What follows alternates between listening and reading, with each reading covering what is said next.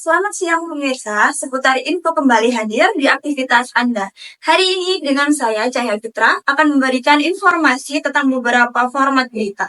Yang pertama yaitu reader, yang mana presenter di studio hanya membaca isi berita tanpa ada gambar pendukung dan biasanya digunakan untuk berita mendadak dengan durasi tidak kurang dari 30 detik. Berikut contoh dari format berita reading. Perang nuklir mengintai. Kita lihat slide yang pertama.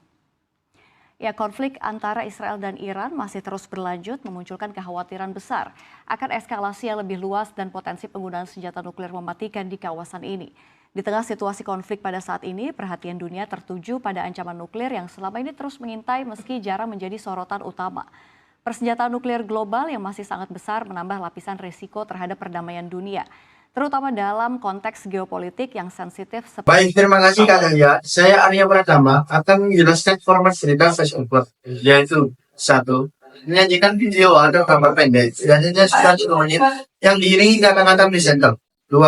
Presenter tampil di depan kamera, setelah itu menurut gambar berita. Namun, suara presenter tetap terdengar mengiringi gambar tersebut. Berikut adalah contoh dari format berita voiceover. Memberikan peringatan terbaru kepada Israel. Hal ini terjadi setelah kelompok bersenjata itu berhasil melancarkan serangan udara ke sebuah pangkalan militer negeri Zionis yang menewaskan 4 personil tentara Israel dan melukai 60 lainnya.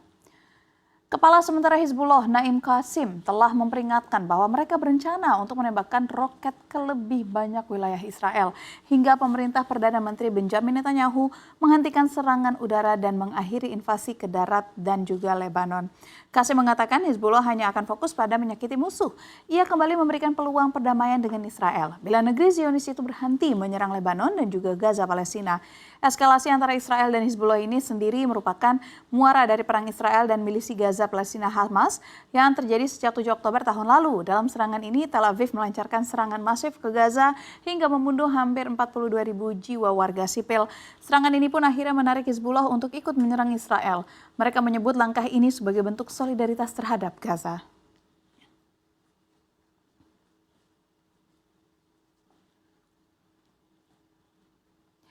Jerman menolak untuk mengirim. Baik Kak Arya, terima kasih atas penjelasannya. Selamat siang pemirsa, saya Tegar Gautin Satra Usada. Di sini saya mau menjelaskan tentang format Reader Sound on Tape. Pertama, presenter muncul membacakan intro, kemudian muncul sound bites on tape atau SOT dari narasumber. Kedua, SOT itu seakan pendek dan fokus sehingga bisa membantu memberikan efek dramatis dari berita yang dibacakan sebelumnya. Yang ketiga, SOT bisa lebih dari 1 kali, baik yang mendukung maupun bertentangan. Dan keempat, dengan tayangan berita berdurasi 60 detik. Berikut contoh format berita soundbites on tape. Dengan 1.000 lebih korban jiwa akibat wabah virus corona, Pusat Penelitian Eijkman telah memiliki alat untuk mendeteksi virus corona tipe COVID-19. Eijkman sudah memiliki peralatan yang tersertifikasi dan mampu mendeteksi virus COVID-19 secara sensitif dan spesifik. Deteksi dilakukan dengan teknik PCR dan sequencing menggunakan gen RNA dependent dan RNA polymerase (RDRP). Namun sampai saat ini belum ada tindakan yang dilakukan oleh Eijkman untuk penelitian lebih lanjut. Karena mereka masih membutuhkan sampel pasien yang terduga.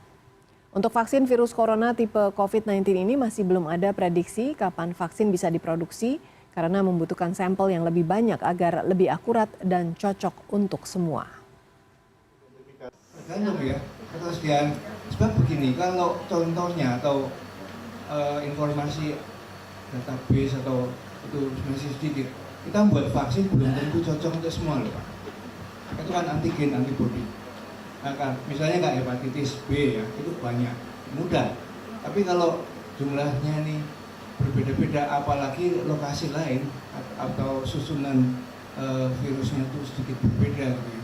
Itu butuh waktu dan tentunya butuh trial lagi, pengamatan lebih detail. Baik, Kak Tegar, terima kasih atas penjelasannya. Selamat siang pemirsa, saya Grisiana. Di sini saya akan menjelaskan tentang format reader grafis.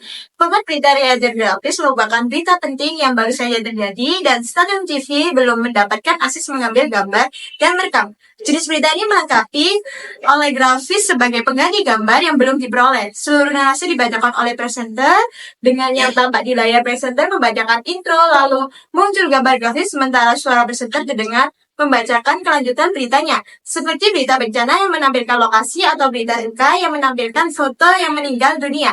Berikutnya, contoh format berita radiografis.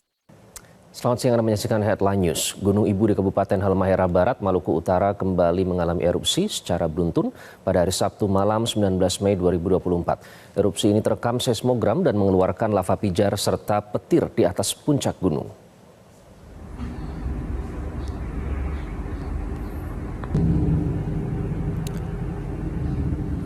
Erupsi Gunung Ibu berlangsung selama kurang lebih 9 menit 12 detik dan terjadi sebanyak 2 kali, tepatnya pada pukul 20.08 dan pukul 20.34 waktu Indonesia Timur.